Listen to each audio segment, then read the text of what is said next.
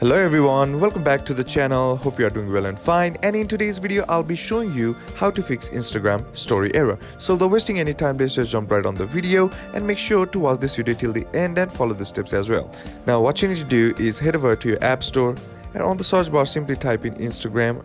And once you're here, check to see if the Instagram app is up to date or not. Sometimes the older version also might be causing the issue that you are facing, so just simply updating the app will probably fix the issue. And if that still doesn't fix the issue, then what you need to do is head over to the settings app, and once you're inside here, tap on general, tap on iPhone storage, and once you're inside iPhone storage, tap on Instagram.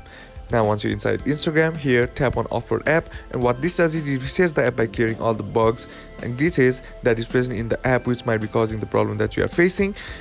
And once that process is done, tap on delete app, and that's basically how to fix Instagram story error. And that's it for today's video, guys. Hope this video was useful to you. Leave a like if you did, comment down below what the next video should be on, consider subbing to the channel. Thank you for watching. Bye bye.